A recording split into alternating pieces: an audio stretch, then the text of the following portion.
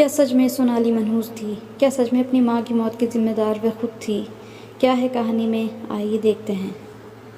Hello viewers, welcome to my new story. All the world is a stage and every man and woman is merely player. कितना सही लिखा है great Shakespeare ने। इस संसार रूपी रंगमंच पर हर व्यक्ति को नियति द्वारा निर्धारित अलग अलग भूमिकाएं रोल दिए गए हैं, अलग अलग किरदार हैं। पर्दा खुलता है, अभिनय शुरू हो जाता है, चलता रहता है अभिनय। प्रत्येक अपनी कोशिशों से अपने अभिनय को बेहतर सर्वोत्तम तरीके से या तटस्थ हो निभाते रहते हैं कि पर्दा गिर जाता है, किरदार और भूमिकाएं बदल जाती हैं, फिर नए डायलॉग, नया अभिनय, फिर से हर कोई परिवर्तित भूमिका को निभाने की कोशिश में जुट जाता है। नियति का ये क्रम निरंतर गतिमान रहता है। आपकी नियति आपके अभिनय पर कभी हंसती, कभी सिर पटकती और कभी नई परीक्षाएं उत्पन्न कर मजे लेती रहती है। मानो सब कुछ तय है, निर्धारित है। सोनाली की नियति में भी विधाता ने शायद सबकी चाकरी करना ही लिखा था। बिन माँ की बच्ची सोनाली को तो बचपन से कठिन रोल निभाने की आदत सी हो गई थी। परिवार और समाज के लिए वो एक मनहूस बच्ची थी जिसने पैदा होते ही अपनी माँ को खा लिया था।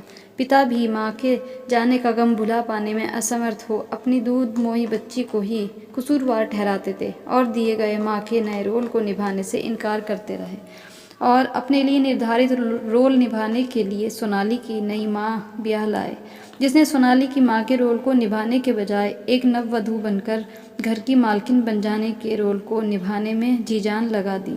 स्नेहहीन आंचल और ममताहीन पिता के सहमाते हुए सरमाए में सांस लेती, अपने सुकड़े हाथ पांव फैलाती सोनाली को बेटी का रोल तो नहीं पर किसी कामवाली का ही रोल ज़्यादा मिलता रहा। वो अपनी यही नियति समझ उसे भी पूरी शिद्दत से निभाती रही। ज़्यादातर उसके हर रोल में डायलॉग नहीं के बराबर रहते थे। अब तो सोनाली ने निशर्त अपनी यही नियति स्वीकार करते हुए जीना सीख लिया था। सबको खिला पिलाकर बची कुची रूखी सूखी ही सही 2 टुकड़ा रोटी और वही रसोई के एक कोने में हाथ पैर सिकोड़ कर पड़े रहने में ही अब तो सोनाली ने निशर्त अपनी यही नीति स्वीकार करते हुए जीना सीख लिया था। सबको खिलाकर बची कुची रूखी सूखी ही सही 2 टुकड़ा रोटी और वही रसोई के कोने में हाथ पैर सिकोड़ कर पड़े रहने में ही अपनी नियति को स्वीकार कर लिया था। आगे की जिंदगी भी इसी भूमिका में गुजारने को वो तन मन से तैयार थी। शायद मन तैयार हो तो कोई भी परिस्थिति विकट नहीं लगती। मूक अभिनय करने की आदत सी हो गई थी। तभी तो जब सौतेली माँ के अधेड़ भाई ने एकांत में उसके साथ अवांछित हरकत करनी चाही, तब भी वो और भी सिकुड़ गई थी।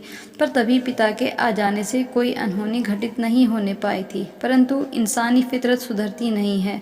बदनीयत पेट भरने के मौके तलाश ही लेती है। उस अनजानी हरकत ने अचानक मासूम सोनाली के समक्ष जिंदगी के दूसरे पहलू की एक ऐसी भयावह सूरत प्रस्तुत कर दी कि अब तो उसको बोलती ही बंद हो गई थी। किसी भी अनजान को देखकर वो सहम सी जाती थी। वो स्कूल कभी नहीं गई थी, लेकिन इंसानी नज़रों को पढ़ने का तरीका सीख चुकी थी। उसकी माँ के रोल में आई महिला अब इस बड़ी होती हुई सोनाली से ईर्ष्या दग्ध हो छुटकारा पाने की तरकीबें ढूंढने लगी थी। अपने ही भाई की बदनीयत खुद के लिए कोई बखेड़ा ना पैदा कर दे वो नहीं चाहती थी।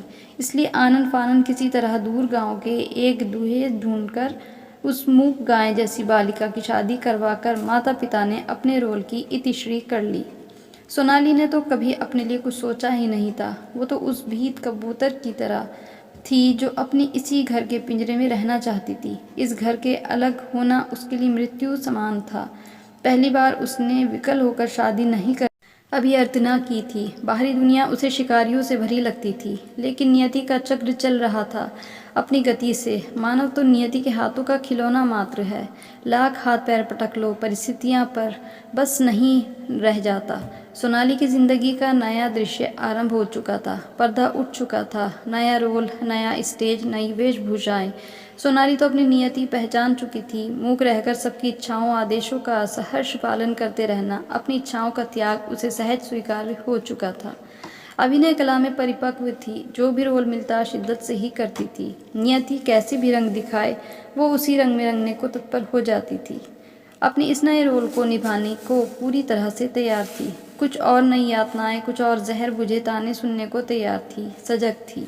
पर्दा खुला तो मुंह दिखाई की रस्म हो रही थी। बहू तो बड़ी प्यारी है, इतनी मासूम सुंदर बहू कहाँ से मिल गई तुम्हारे बेटे को? क्यों बहू, तुम्हें अपना दूल्हा पसंद है? बड़ी भाग्यवान है जो ऐसी सरल सी बहू तुम्हारे घर आई है। कटु पत्तियाँ और फप्तियाँ सुनने की आदि सोनाली पहली बार अपने लिए कही जा रही इन प्रशंसनीय मीठी टिप्पणियों से मानो आज मर्माहत सी हो गई थी। इस रोल के लिए क्या अभिव्यक्ति होगी, वो सोच ही रही थी। कितनी भी उसकी सास ने आकर सबको डांट लगाते हुए कहा, अरे थोड़ा तो तरस खाओ मेरी बहू पर, थक गई है। किसी ने अभी तक कुछ खाने पीने को भी नहीं पूछा। आजा बेटा मेरे साथ आ, थोड़ा आराम कर ले। कहते हुए बहू स्नेह से सोनाली का हाथ पकड़कर उसकी सासू माँ उसे अपने साथ एक सुंदर से कमरे में ले गई और वहाँ बिठाते हुए बोली, देख बेटा, ये छोटा सा तेरा कमरा है, इधर आ, ये रही तेरी अलमीरा। खोलकर दिखाया। ढेर सारी रंग बिरंगी साड़ियों की लुभावनी पंक्ति उसे विस्मय और हर्ष विकंपित कर गई। प्रतीत हुआ मानो किसी ने ऊपर आकाश में बिठा दिया हो उसे। ये तो सपन से भी परे था। पहले बता तू क्या खाएगी? कहते हुए बड़ी सी थाली भर के सुस्वाद भोजन ले गए आई और अपने हाथों से ही उसे खीर खिलाने लगी। जिंदगी भर झूठन खाने वाली, दुत्कार सहने वाली, एक कोने में पड़ी ही रहने वाली सोनाली के लिए ये अप्रत्याशित स्थिति असहज हो गई थी। इसके लिए वो तैयार नहीं थी। मैं जानती हूँ बेटी, तू अभी बहुत थक गई है और इस नए परिवेश में स्वयं को अकेला और अबूझ पा रही होगी। शारीरिक और मानसिक दोनों थकान तुझ पर हावी होंगी। ये कई प्रकार के नमकीन हैं, ये देसी घी के लड्डू हैं, ये सब डिब्बे यहीं इसी कमरे में रहेंगे। जब तेरा मन करे निकाल कर खा लेना। किसी से पूछने या मांगने या संकोच में भूखा रहने की ज़रूरत नहीं है। मैं भी अकेली ही हूँ बेटा। तेरे आने से मुझे एक प्यारी सी साथिन मिल गई है। मैं बहुत खुश हूँ। हो सकता है कि मेरा बेटा तेरे सपनों के राजकुमार से मिलता जुलता ना हो, पर दिल का बहुत अच्छा है। मैं अभी तेरे लिए इलायची वाली चाय ले आती हूँ, साथ में पियेंगे, फिर तू थोड़ा आराम कर लेना। वो कहती जा रही थी और सोनाली हद पर बसी नियति के इस सर्वथा अनूठे, अछूते और अपरिचित रंग के लिए अपने आप को तैयार करने में जुट गई थी। ऐसा भी हो सकता है उसके साथ, ये तो कभी उसने सोचा ही नहीं था। ये थी हमारी आज की कहानी। कमेंट करके बताइएगा ज़रूर कहानी आपको कैसी लगी, और अगर अच्छी लगी हो तो हमारी इस कहानी को अपना एक प्यारा सा लाइक दे दें और हमारे चैनल को सब्सक्राइब करना ना भूलें। कहानी देखने के लिए बहुत बहुत शुक्रिया।